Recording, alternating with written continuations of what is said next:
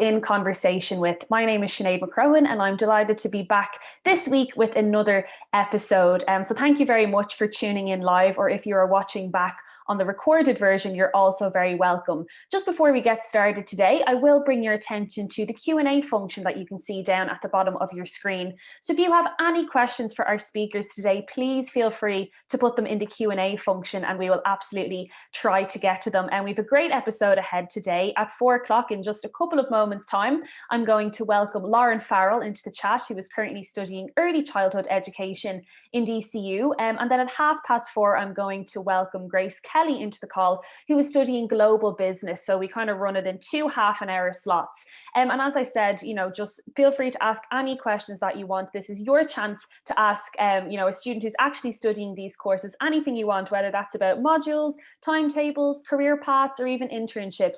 And please do let us know any questions that you have. So without further ado, I'm going to let Lauren into the chat. So let me see if this works. Okay, I'm going to promote you to a panelist, Lauren.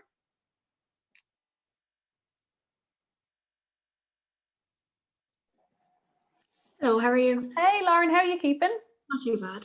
Good, good. Thank you very much for taking the time out of your Wednesday evening. I'm sure a very busy evening for you to come on and chat to us live. We have a couple of people tuning in who are, I'm sure, only more than excited to hear all about your course. And I'm sure you'll do it absolute justice in explaining everything about it. So if we want to go back to the very start, if you go back to your 6th-year self, how did you end up picking early childhood education as something to put on your CAO? So I came in through the CAO. I did 6th year and came straight in that way. My first choice was primary school teaching in DCU, and then obviously I had all the other options in as well, and I had early childhood as my backup. So obviously here I am now with my backup choice. But now that I'm actually in the course, I've absolutely fallen in love with it, and I absolutely wouldn't change it for the world. And when I was in 6th year, people would always say, what's for you won't pass you, and it's meant to be, and all this sort of crack. And it'll wreck your head, because you're like, well, this is my dream course and this is what I want. But now that you're there, I completely understand what they mean. So I wouldn't be too worried or too pressured. There's back ways into absolutely everything, and you might even find something that you love in what you're doing, and you mightn't want to do your first choice at all then in the end. Exactly. That happens, with a lot of people. Not everyone is going to get their first choice on the CAO, and that's okay. Sometimes you might want to end up transferring courses, but other times, like yourself, you could end up going, actually, I think this is for me. And I think especially DCU is like such a lovely and warm university that often, no matter what course you're doing in there, you're probably going to have a good time. But was working with kids something you knew that you always wanted to do, or did you kind of just come to that realization maybe closer to the end of 6th year? Yeah, absolutely. I would have done swimming instructing and stuff when I was younger, and I would have been a speech and drama assistant as well. So I always would have had experience, and my mum is a childminder as well. So, your sitting room was never your actual sitting room. There was always children in the house, and I knew that I kind of wanted to be able to teach and always wanted to help. And I was talking to Mommy about it the other day, and she was like, when you were younger, you'd be writing down things and you'd be ticking them off, and a 10 out of 10 and all this sort of stuff, always trying to correct and everything. So it absolutely was something I always wanted to do. And sometimes when you're growing up as well, people would always say, Jesus, you'd make a great teacher, or God, you'd be great working with people or working with kids. So absolutely 100% always wanted to do it. Yeah, something in your blood by the sounds of it, and definitely like a passion that you'd want to follow, which is lovely. So for anyone who's maybe listening in today and does want to do early childhood education, do you want to talk us through the kind of setup of the course? It's a 4-year course. So what is every year like? What does that look like from first year up to final year? Yeah, so basically every year is split into 2 semesters, so before Christmas and after Christmas. And in your first semester every year, you'll be fully on campus doing all your modules. You'll have maybe 6 or 7 modules for the year. And then in second semester, you'll have maybe 3 or 4 modules, and then you'll go on placement every year, which is a massive, massive part in this course. A lot of courses, they all go out in placement, but I think this really defines it for DCU. This is a 4-year course, and a lot of other early childhood education degrees are only 3 years in other courses. We spend 216 hours out on placement each year. So, it's a massive, massive amount of time. And really, like, you can learn all you want in your modules and in your lectures, but until you go out and you're out in experience, you learn so much more out there. And even, practical things that people are going to pass on. There's ladies working in settings, they might be there 20 or 30 years, and you might say, oh yeah, well, we learned this. And then there's kind of a transformation of knowledge. We're bringing in our knowledge from our level 8, and they're passing on their practical knowledge as well, which is absolutely brilliant. So every year is like that. Then you go on placement every year in the second semester. But in third year, in the second semester, there's also an option to do Erasmus as well. So you can go to Belgium or you can go to Norway, which is fantastic. Yeah, that's great. And I'm sure that's something that a lot of students probably haven't heard of before, is that you can actually go abroad doing a teaching degree, because often that's associated with, like, say, just a language degree or maybe a business degree, but you get a chance to go away in the second semester of your third year, which is amazing. Is that something that you might think, like, you might like to do? Yeah, I had applied for it, but it was cancelled this year now because of COVID. So we were absolutely raging. Oh no. But look, these things happened. Yeah. So then in terms of the work placement, so yeah, I read something crazy, like you do over 1,000 hours of work placement on this course, which is a huge amount of hours for in only 4 years, but it's obviously very important for the job because you have to actually work out in places to understand how it works. But it's not all just, say, working in a creche, is it? You can kind of go into like policy and different things. Do you want to tell us a little bit about that for a student who, say, isn't sure what area they want to go into, but to know that they have options? Yeah, absolutely. This course is so broad. It's not just you're going to work in a creche or you're going to be an early years educator. There's so many different things. You can be an SNA, you can continue on to the PME to be a primary school teacher. You can work in policy. So you could go in, I know there's a few students in the Big Start campaign there at the minute. Or you could work with TUSLA, which is sort of the inspectorate for early years. So they would go in around settings, inspecting and making sure everything is up to the high quality. So there's so many different places. Now, I think for first to third year, you're sort of in settings and you're getting experience out in the sector. And then it's policy placement then for final year. And then, of course, you have your dissertation in the final year as well, which is kind of like your own research then in an area that you find really interesting. Yeah, deadly. If we were to talk about, say, the internships or the work placements in some more detail, probably you and I are probably the same. When you heard kind of internship or work placement when you're in secondary school, you think, oh, like making coffees and, like, doing the printing. But really in DCU, like, all of the placements are very hands-on and practical, and you're given, responsibilities and roles. So could you give us an example of, like, some things that you have had to do on your various work placements? Yeah, absolutely. Um, I think it's a lot different. I went on work experience to a setting in TY, and you're sort of just left there and you're playing with the kids, and which is brilliant. You're establishing relationships and everything. But when you're out on placement, you are actually valued as an early years educator. And when you go out in first year, you're absolutely petrified. You don't know anyone. You don't know how to interact with kids.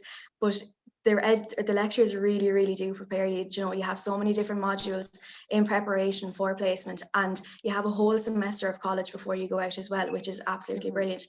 And we have tutorial groups during that time as well. So if you have any issues at all during placement, you go straight back to your lectures and they will absolutely figure it out for you. But yeah, every year we're sort of given assessment as well. So for first, second, and third year, your placement is pass or fail, and then it is graded then afterwards. Right. So every year you'll have to do observations or plans, which all ties in with Ashter, which is the curriculum for early years. So you will just communicate with the ladies or the men in the room saying, look, I'd like to do this plan. I'd like to do it with the children. They'll say, absolutely, no problem. And then they'll work as a team helping you to implement it. And then it really is a reflective piece. So you have to go back then, think about what you did, how did it work well, what would you change the next time, and then they'll all be assessed then. And you'll have 2 or 3 placement visits as well. So somebody will come in and they'll watch you with the children, they'll watch your interactions with both the children and the educators in the room and everything, and just see how you're getting on. And it really is just about giving advice and helping you out. There's no sort of like an inspection about it or anything. Like, it's not, you wouldn't be too worried about it. It is really just. Yeah.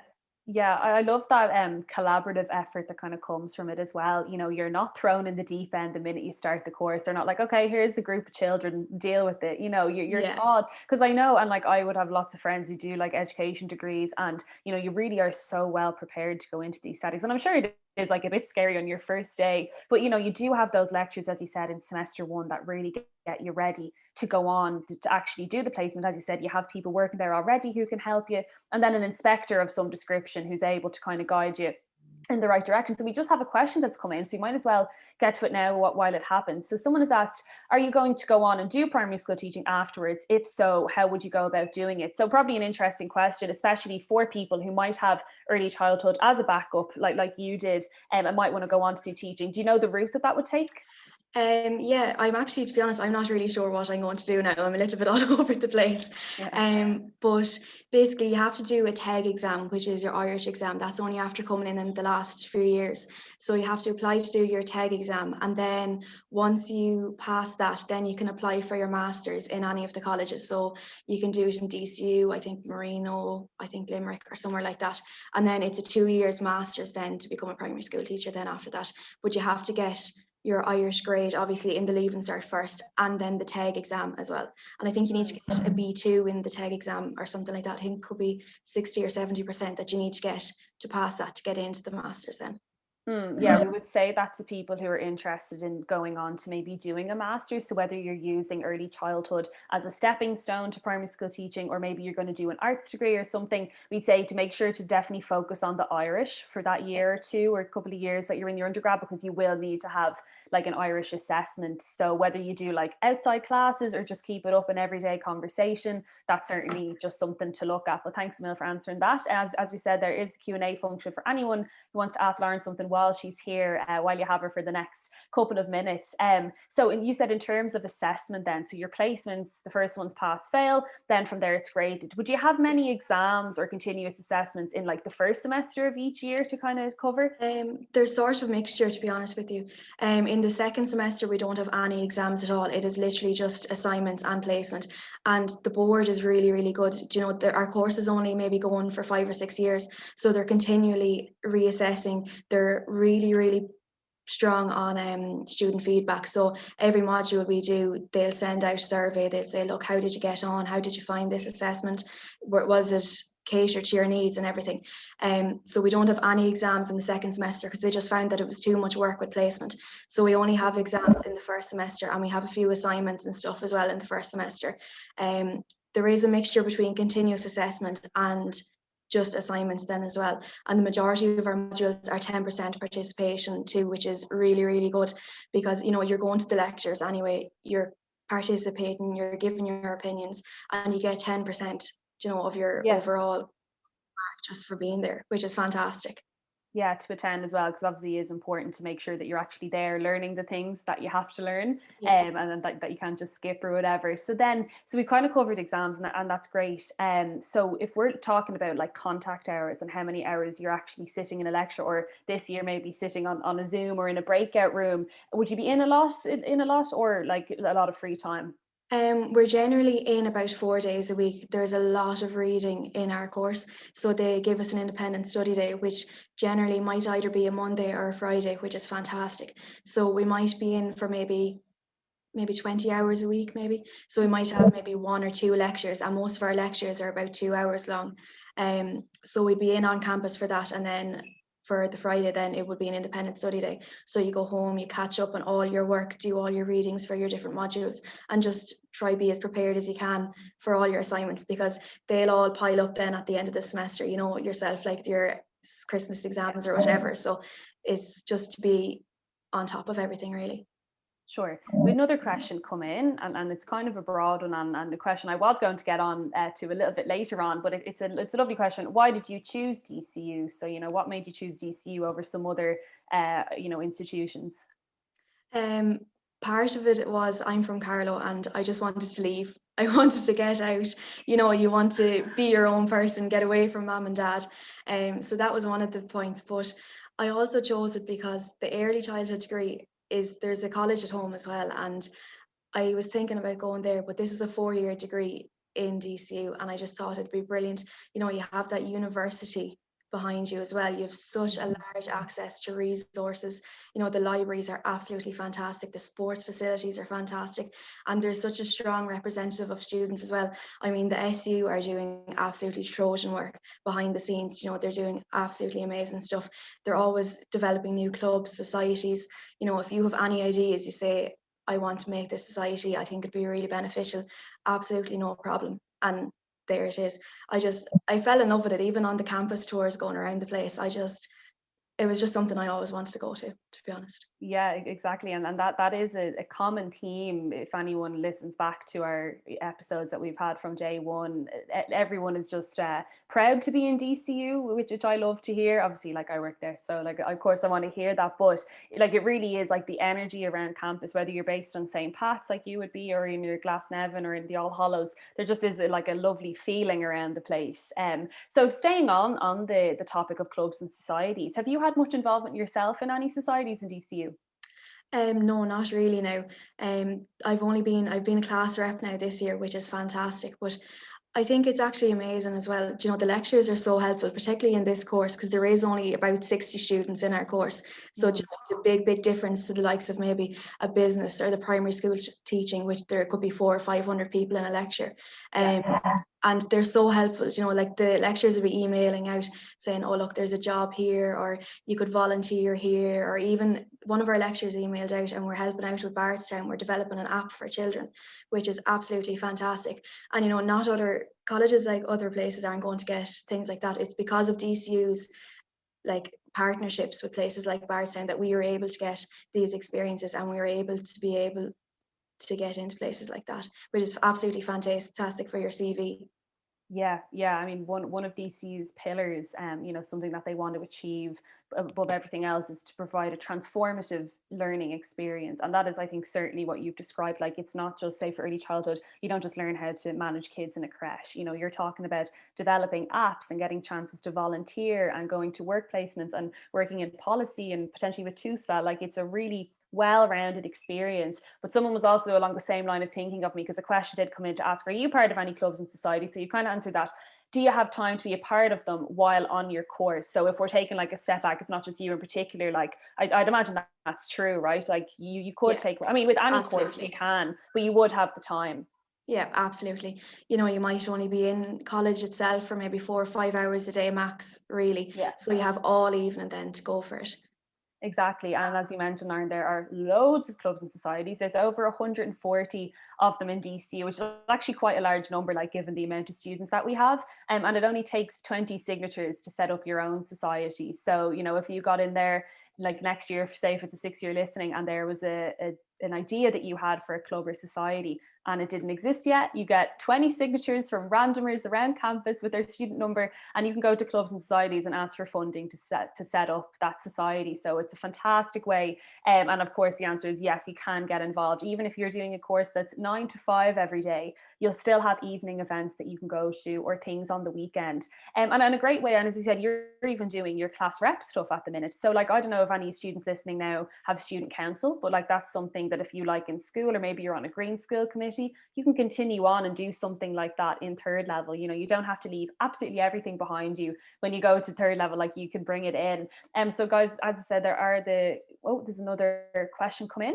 And you might not know this, Lauren, I don't know if you lived on campus, but they asked, what is the college accommodation like? Can you walk to where the lectures take place? Yeah, so there's accommodation on all of the campuses, as far as I know. There is definitely accommodation on the Glasnevin and the Pats, and I think it could be just for international students on the All Hallows, as far as I know. But the Pats is literally not even a stone throw. Like, you walk outside the door and you could literally touch the building for the campus. Like, it's absolutely fantastic. The Glasnevin is probably 10 or 15 minute walk to Pats, maybe, is it? Yeah, I'd say like maybe I'm a kind of slow walker, 15, 20 minutes, but also there's like Dublin bus routes. There's an inter-campus bike scheme if you wanted to cycle, so that's free charge. You just get a bike, or obviously if you were driving, as well there's parking. But yeah, there is on-campus Yeah, accommodation. there's loads of buses and everything as well, so it's fantastic. And your student leap card, I think that caps at €20 a week if you're only using one mode, and it could be €30 a week, I think, if you're using the Lewis and the bus or whatever. So it's fantastic. But the accommodation is great, there's such a large number of rooms, and then there's a big common room, and all the nights out and everything are fantastic. I don't know whether I'm supposed to be saying this now. No, of course, no, absolutely, it's student experience. But yeah, And the free drinks there are absolutely fantastic. that's absolutely a part of it, and like a huge way as well, especially for someone, say like yourself, who's like moved from Carlow or moving somewhere further afield, who maybe doesn't know anyone in the university, like living on campus, or even if you didn't get on campus accommodation, because it's done via a lottery system, and obviously there's only a certain number of rooms. There are 2 or 3 student villages that are literally 2 minutes away from campus walking. You'd be staying there, but it's all about meeting people and kind of being able to build that little bubble for yourself. So the questions are flying in, which is absolutely brilliant. There's so many different student accommodations as well. There's Shannon and there's a few other ones, and you'll always know somebody or get in somewhere that's on Pat's accommodation. There's bound to be 1 or 2 people on your course, so you're going to make friends no matter what. Exactly. And again, oh my God, it's like people are anticipating what we're going to say, because there's another question come in that said, did you find it easy to mix with people and to make friends on your course? Yeah, I did. Now, when I went in first, you walk into a hall and there's 60 random people there, and you're like, oh my God, how am I even going to do this? But it was actually grand. Our lecturers were so kind. I feel like they're nearly like my parents or something, or my grandparents sometimes. They were so kind to us. Like, they had a load of things at the start, and they got us up, got us talking and stuff, and where are you from and how are you and why are you here and all this sort of stuff. And you make friends within a matter of minutes. And obviously your friend groups are going to chop and change a little bit within the first couple of months as you get to know people. But I always heard people saying it as well, you make your best friends through college, but it really, really is true. I've made some absolutely amazing friends through this course. Yeah, so sorry, my internet cut out there for a second, Lauren, but I did catch most of that.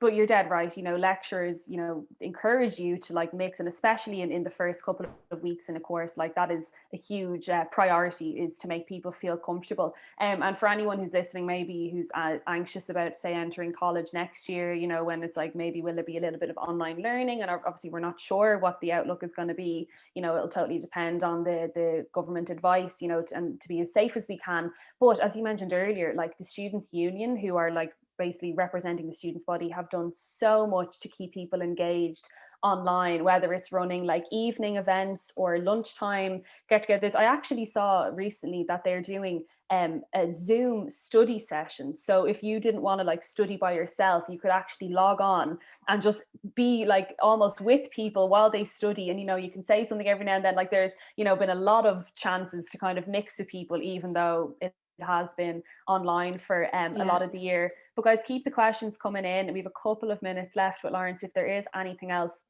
please do ask. I know you kind of said that you weren't sure exactly what you want to do next year, and that, or whenever you graduate, and that's the worst question to ask someone who's in final year. It's like, well, what are you doing next? Because often they're like, I have no idea. But could you talk us through like some potential paths that a student doing your course could take? So it doesn't necessarily have to be you, but like people got like who have graduated before you, or maybe friends. Like, what sort of routes are they all thinking? This course is so broad, and so you can travel the world with your degree as well, which is also a great thing. Myself and the girls are thinking of going to Dubai to teach for a year or two and save up and travel a bit. So hopefully with COVID and everything, we'll be able to go. As soon as you graduate with your degree, you can go straight into an early year setting and work in the room. You can be a manager or a room leader as well, which is really important. If you only have your level 5 or your level 6, I think your level 6 you can be a room leader, but you can't manage or own a creche. So your level 8, you can go out by yourself. You can set up something that you really believe in. Maybe it might be outdoor education, like a forest school in Norway or something like that. If you see there's a gap in the market, absolutely go for it. You could also be an SNA, so that could be with the child in an early year setting, or you could work in a primary school with that child with additional needs as well, which is fantastic. You could also be like a speech and language therapist, maybe a play therapist. There's such a wide range. You obviously can go into policy as well, work with TUSA or the Department of Education and Skills or the DCYA even. There's so much to do. Very broad. So you don't necessarily have to know what you want to do upon entering this course. You can really Absolutely. choose what way you want to go from there. One more question, or maybe two more before we finish up. Any advice for the students listening in today, whether that's, about applying, whether it's about your time in college, if they can take one thing away from today, along with all the other points that you've made, what's one thing that you'd like for, to stick with them? I think just not to stress too much. Sixth year is such an awful time. It really is. And especially with COVID now, you're all online. You missed out last year as well. And I actually can't even imagine what you're going through. You're after missing out on all these things. You probably, the DEBs results, all of these things are going to be postponed. So I think not to stress too much. Do as much as you can. Once you're happy with with the effort that you're after making, you don't have to listen to anyone else. Don't feel pressured by, oh, what are you applying for? How many points is that? Just whatever makes you happy, absolutely put everything you can into it and absolutely go for it. And I think, if you choose DCU, it will be the right choice for you. It really will. It's absolutely transformed who I am as a person. Even now, in sixth year, I would never come on to a Zoom with people and talk about who I am and what I'm doing. And here I am now, like absolutely no bother. It really has changed me 100% Yeah, for. you're an absolute success story, Lauren, to say the least. And again, thank you so much for your time. So if there's any questions you can ask, I'll give one more minute if there is something that you'd like to ask. Lauren, to sum up your couple of years in DCU so far, is there one memory that you think is the best crack you've ever had in college? I just think all the girls in the course, they're just gas. Like, they're so funny.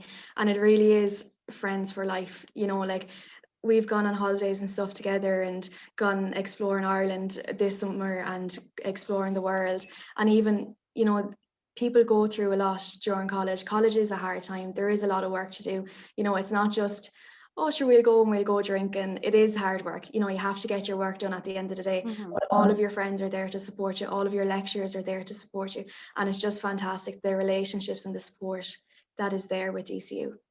Thank you, Lauren. And I'll just echo that as well. There's so many supports there available for students, whether it's a free counselling service or the career service, financial assistance, really once you enter DCU, like you're taken care of. And I'd say Absolutely. that's kind of across the board, no matter what course you're doing. So I don't think there's any more questions coming in. So Lauren, I will thank you and I will let you leave and go enjoy the rest of your evening. And I'll be back on in just another 2 minutes time then when I'll welcome Grace in, who's studying global business. So Lauren, thanks a million and best of luck with everything. I'm going to remove you now from the main Perfect. screen. Thanks a million. No problem at all. Thanks, Lauren. Hey guys, welcome back to the second part of In Conversation with episode 15. My name is Sinead McCrohan and I'm delighted to be back, as I said, for the second half of this episode where we are going to be talking about global business with a current student in the course. For anyone who has just joined the call, you are very, very welcome. I will draw your attention to the Q&A function that's down below. We've had a couple of questions in from the earlier session with Lauren from Early Childhood Education. But if anything comes up that you want to ask today about global business, please do let us know through the Q&A function and we will absolutely make sure to get back to you. So what I'm going to do now is promote Grace Kelly to the call as a panelist, as she is currently studying global business. So let's see if this works. Always a gamble to see whether this is going to be a success. Hi, Sinead. Hey, Grace, how are you? I'm good. How are you? Good, thank you. Thank you so much for taking the time to come on. How are you coping? How's lockdown number 3 treating you? It's all right. I just never saw it going on this long, to be honest. I didn't think we'd have a third one. But I know, hard to believe, isn't it? Almost coming up to a year. But listen, doing as much as we can, still going to college, still doing school, and fair play to everyone, for getting on this far. But yeah, thank you so much for coming on today to chat about global business. So as I said, if any questions come in, we'll make sure to have a look at them. And if we can answer them, absolutely fantastic. So Grace, do you want to tell me about global business as if I've never heard of it before? So if I just see it written down, what's kind of an overview of the course? Okay, so it's a general business degree, but it's a dual degree. So it's kind of split in two, and you have your first 2 years in Dublin in DCU, And then your second 2 years are in your partner university abroad. So it could be France, Spain, Germany, US, or Canada. And for your first 2 years, you do a year in DCU. And then in your second year, you complete a 6-month placement. And you do the same thing abroad as well. So you do a year in the college and then another semester and a year on placement. And you also graduate with 2 degrees. So you have like 2 years abroad, 2 degrees, and kind of 2 different experiences, really 2 different cultural experiences. And that's just what really set it apart for me, really, that you have that dual aspect to it, and you have your 2 placements. So you graduate with a year's experience in whatever industry. Like after your 4 years, you already have a year's experience working. Yeah, So, I mean, quite an accomplishment within 4 years to have that much going on. You know, like in some courses, like you mightn't even leave the walls of the university for 4 years. So that's really exceptional. And the dual degree as well is such a unique feature. So if I was someone listening today, maybe a 6th year who kind of wants to know, like, you know, why to pick this course, could you throw yourself back maybe to when you were in 6th year and how you were going through all the different courses in the different universities and how you landed on this one in particular, especially the language aspect as well? yeah, like the language aspect was really what did it for me. I knew, like, I was weighing it up between business and law to begin with, and I knew whatever I wanted to do, I'd end up doing it with a language. So I was looking at all these different business courses with languages. And when I got to global business, it was really just, it was the 2 years, because you see a lot of courses you have an Erasmus abroad, and sometimes it's a year, sometimes it's 1 semester. But I think the 2 years abroad, the industry experience abroad, like actually working in your target language, and being in the university, like doing your lectures in French, studying in French, all of that, like you will come out with fluency in the end of it. And that's what really set it apart for me. And obviously just that it was like so in demand, like it's a top ranked business school abroad, all of that, like it's really reputable. That all kind of factored into my decision as well. No, that's great to know. So then if a student, say, has set on global business and now wants to know a little bit more, so as you mentioned, it's 4 years and you do a lot of traveling and a lot of different internships. Could you kind of go through maybe each year and the sort of things that you'll learn, or the different placements or year abroads that you'll do?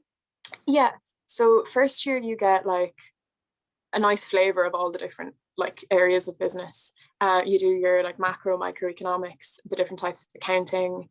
You do IT skills, maths, and then like for me with the language, I did like French society and literature, and like you read these French poets, and like you really get a taste of the culture, and that's really good for like preparing you before you move over. Like you are prepared, and you understand like how they do business over there and things like that. So I think we had like 4 exams for our first semester in first year. And then second semester obviously changed a bit because COVID happened and things were continuous assessment that normally wouldn't have been. But you have a lot of different IT modules. I think I have a note here. You do applied market research, statistics, business information systems. Like it's a really nice different like flavor of all of the different things. And then second year, we kind of specialized our language modules a little bit more. So we were really doing French for business, and like the different vocabulary you would need to do business and do your internship abroad, and like even in college abroad, like in a lecture, the vocabulary you'd need to like keep up. And then obviously second semester of second year, you have your internship, which is what I'll be starting now next month. And you have your 6-month internship in an area of your choice. And then you move abroad in third year and kind of repeat. And then in your final year and fourth year, you do specialize. So you can specialize in marketing, management, HRM, finance, accountancy, or entrepreneurship. And you also write a thesis in your final year. So there's a lot going on. Full steam ahead by the sounds of it, for sure. But I do like the fact that it's broad when you first get in there, because, you know, again, if you're a 6th-year student or, you know, coming from any other background, often like you only have a taste of what business is like. You know, you might have done business for leaving cert, maybe you might not have even done it because it's not a requirement. You might have done a bit of economics, a bit of accounting, but it's really impossible to know exactly what you want to do in such a broad industry. So as you mentioned, DCU gives you a chance to kind of try out the various elements. You know, you do everything, whether you like it or not. You know, you get through the tough stuff. And then in final year, you can actually go on then and kind of specialize in whichever one you think suits you best. In terms of the language, were you, and again, like you don't necessarily have had to have been, but like, were you strong at French in school? Did you know you definitely wanted to do it? Or were you a bit unsure, but you kind of just took that leap of faith anyway? Languages were definitely always kind of my thing. Irish as well. Like I knew I loved Irish and French, and I was looking at both of those. And I was strong at it, but honestly, I was still kind of surprised by the jump from secondary school to college. There is like a significant step up there that I wasn't really prepared for, and I did quite well in my leaving cert in it. But it was something that I just slowly realized I'm not going to become fluent by doing like 3 labs a week. Like I'm gonna have to do this every day. Yeah. But I think once you kind of get over that and like you realize, okay, I am gonna move abroad, like this is actually happening, I need to do this. Like it's just kind of a continuous process that you just pick up. Yeah.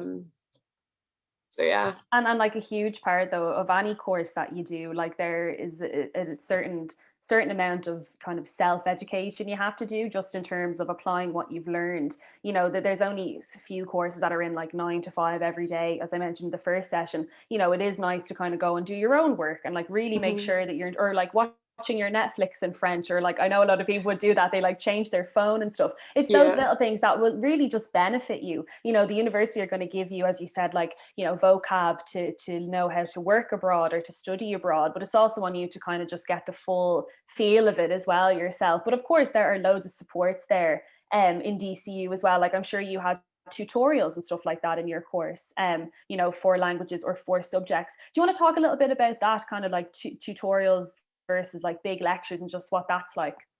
Yeah, so we had like our main business lectures, we were mixed in with like international business and some with general business, and we would cross over with those. But then for the more specialized ones like French literature and those things where it was just us, we would have labs and things like that. And then we had 3 labs a week for just French. And that was really good because there was only like 15 people in our French course. So it was really like, it was like a grind really. And you could like really get to know your tutors and things like that. And that was our French. And then, I mean, it like in advance of us moving in September, we have like an intensive revision course in August before we move. That's going to go on for like 2 weeks of just like revision and grammar and like comprehension and everything. And we actually have a couple of modules while we're on internship as well, just so that like we don't let it go completely. Yeah, lose it. No, I totally get you, because like you'll be also be studying business through French, so that there'll be a lot going on. So just again to remind anyone who's come into the call, there is that Q&A function if you do want to ask Grace something about modules, about the course in general. So I feel like we've covered a good bit about the modules, but the internship is something that's hugely popular in not only the DCU Business School, but in DCU in general, INTRA, which stands for integrated training, and it's the work placement system. So you have a chance to do 2 internships through this course, one in Ireland and one abroad. What sort of internships can you go on? Because as I mentioned again in the earlier call, often people hear internship and they're like, oh, you're going to make coffee and do photocopying and it's going to be nothing. But really there's like a lot of responsibilities involved, and like it really is a proper job. So what sort of areas could you go into? Like I know I'm doing mine in audit. A lot of my friends are actually doing audit or finance internships. I have a couple of friends doing procurement, marketing. One of my friends is doing global solutions for Dell, and she just seems to be having like the absolute time of her life, like talking to people in Asia, and like she's living it up. But yeah, some of them are lucky enough to actually be in person as well. So there are a couple of people in the office and like getting that real like actual experience even with COVID. So yeah, like it's mainly in the areas that you would have covered in like first and second semester anyway. So you're not going in blind, like you do have that like base like knowledge of it. And then you obviously get like additional training when they do take you on, like you're not just let off and just told to deal with this, you know? But yeah, like you said, I haven't started my internship now until next month, but some of my friends did start in January, and they're doing like 9 to 5, 9 to 6, like with KPMG, all of these massive companies. Like actually on proper projects. Like I know one of my friends, she's on a project with just 2 other people, so she has like a huge degree of responsibility to like actually have her work in on time and like carry her own weight, you know. No, really and truly. Yeah, it's so thorough, like the interest system. Like they really wouldn't link in with the company who were going to expect you to just make coffee for people. You know, it really is like you get that industry experience that you can bring on. So you're going to finish that internship then, right? And then you'll have, do you go straight into one then in France, or do you do your like study first and then do a second internship in France? We do our study first, so we'll have all of our 3rd year will be just college in France, and then 4th year you have a semester of college, and then your final semester is internship, as well as thesis. And then like if you're sorting a graduate program or anything, that's also happening then. Yeah. So it's a busy year, but like at that stage you'll have like over a year done living in France, like the summer as well. Like your language, like the people I've spoken to, they say the first couple of weeks are really hard. It's like the Gaeltacht, like it's just getting used to it, but you're just thrown into it and you've no choice but just to like immerse yourself, and like your language improves so much so fast. Yeah, that's the best way to do it. Like anyone who study languages says that, you know, you just have to throw yourself in and just see, and, you know, just really, as you said, like immersive learning, just learn by doing and by being involved. So, I mean, this even sounds, and like, I know the process, but it even sounds daunting. It's like, how am I gonna do like a load of internships and study abroad? Can you tell us a little bit about like the supports that are there? Like, you know, how do you arrange your college abroad? How do you arrange the internship? Like, because there are supports there in DCU to help with that. Yeah, like, I mean, the intra office were actually great this year, like of all years, with it being remote and everything. Like we had like an initial call explained to us like how it all works, like not to worry that it is remote. They're in constant communication with you. And really like you can just trust them to sort it out for you. Like normal years, like they were told essentially intra will sort your placement for you. This year it was a little bit harder. But you upload your CV, you have like everything filled out through the intra portal, and then intra are like partnered with these companies, and these companies post jobs, and like they are the middleman essentially. And that's how like we sorted our internship for Ireland. And then like when you're going abroad, you're still just like communicating with DCU, you're still paying your fees to DCU, it's all through DCU. So it's not like you're dealing with some like foreign, like strange like institution that you know nothing about. It's still DCU, they're still communicating, telling you what you need to know. The only thing you have to sort is like your accommodation, like you would in Dublin, like you just sort that on your own. But everything to do with college or a placement or anything is done through DCU. Yeah, and what's fantastic as well, and I'm sure a concern for people listening is like, oh, fees, what are the fees like? Especially if they're looking to study like in the USA or Canada, but you pay DCU fees. So you will pay your fees just to DCU, and obviously then like accommodation and stuff is like a separate entity, or like health insurance and things like that. But you don't need to worry about paying those like huge fees abroad. It's to DCU, and that's like, you know, because you're part of the course. It probably early days for you at the minute, Grace, but you know, you're going into audit. Like, do you think that's something that you'd like to do maybe after the course, or like are you kind of open-minded in that regard? I'm kind of open-minded, but I think the beauty of this course as well is that like even if I do 6 months and I think, okay, that wasn't for me, I can do something different in my final year. I can just try out a different area, and like by the time I graduate I'll have experience in both. I'll know one way or another what I liked, what I didn't. And you still have like that years of professional experience. Even if it wasn't for you, you have it under your belt. You know, you've ruled it out, is how I think of it. Yeah, no, that's the beauty of it. So yeah, I don't know if I'd do a master's afterwards or if I'd like continue to specialize. But yeah, I'm just going to see how it goes in France. Just to add to the last point as well, actually, about fees and things like that, there's like a good few grants you can apply for, and Erasmus grants from the French government and things like that we're actually doing right now.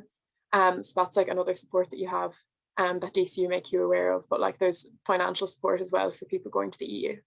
Yeah, exactly. So as you mentioned, just so many supports there, and people there to assist you in the process. You know, you're not just dumped into the course and it's like, okay, go to France, go to the USA and figure it out. Like, of course, there are going to be supports there. So bear in mind, there is that Q&A if anyone does want to ask Grace a question live. So Grace, you are also, never mind doing your global business degree, but you are also a DCU Access ambassador. So do you want to tell us a little bit about that? Because it's a fantastic initiative that DCU have at the minute.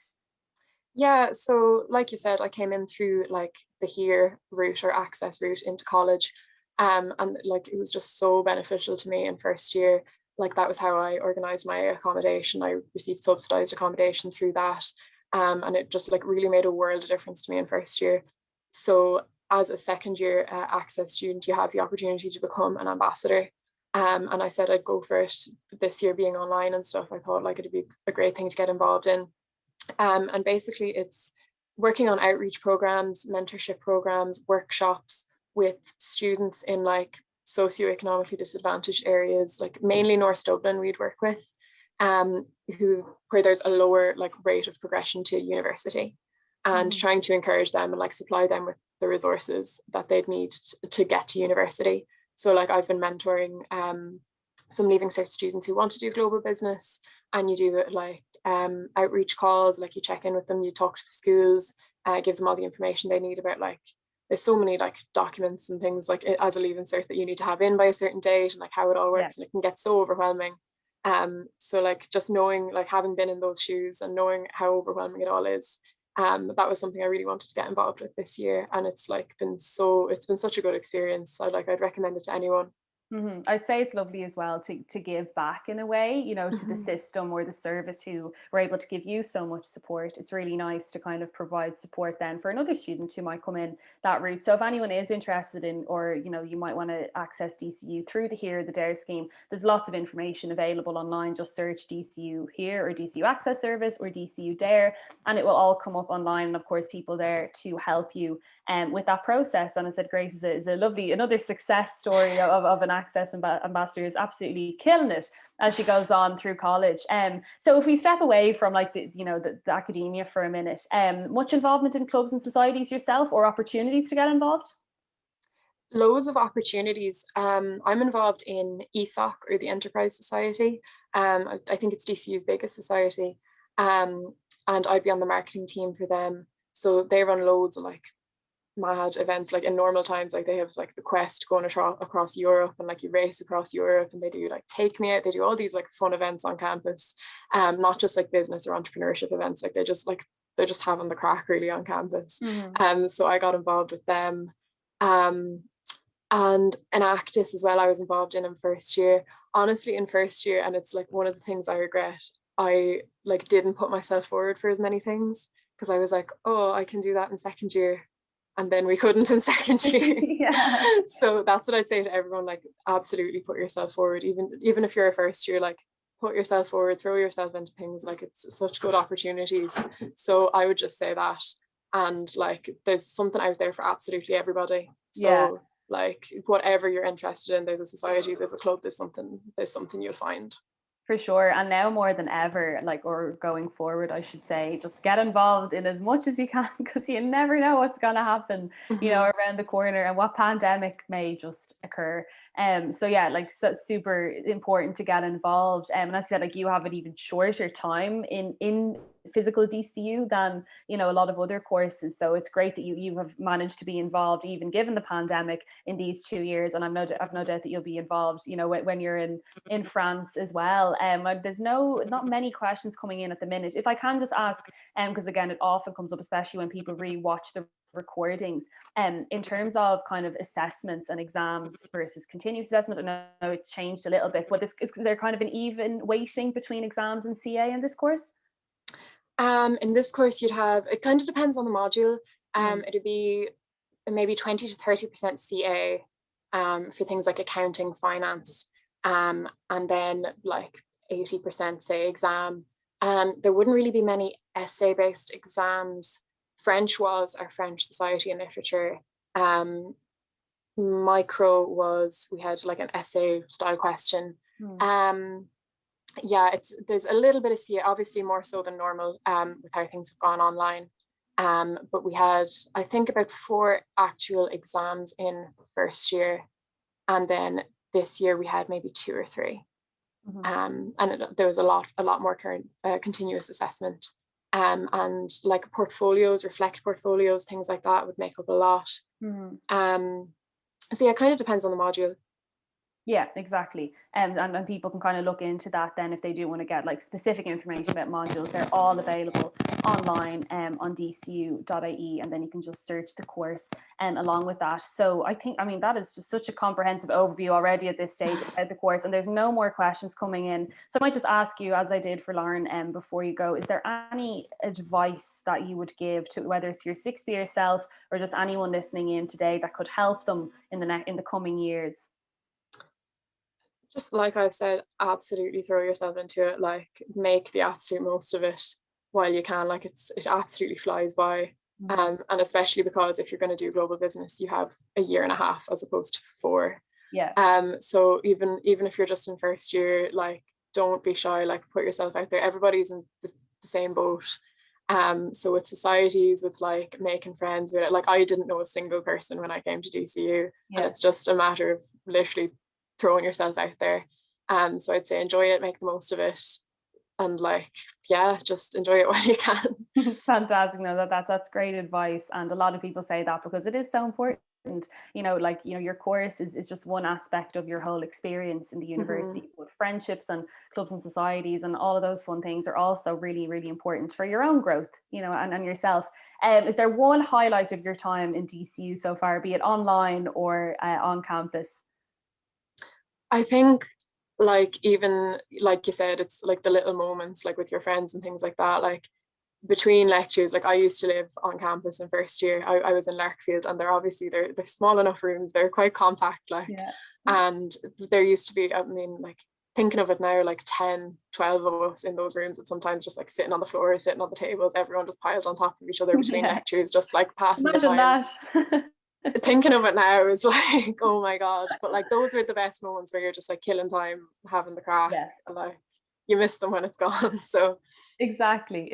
No, that's a lovely, as I said, it's those little moments in between the big moments that all often, are the most impactful. But Grace, thank you so much for taking the time. I'll let you go now because there's no more questions coming in, but thank you so much for that overview of global business. Really, really helpful for students who are sitting there and just weighing up their options this year, and amazing to hear directly from someone who's in the thick of it at the minute. So thank you very, very much. And we'll be back next week for another episode of In Conversation With, and make sure to just sign up if you want to get the email for next week as well. But thanks a million, Grace, and I'll see everyone next week. See you later. Thank you for having me. Bye. No problem.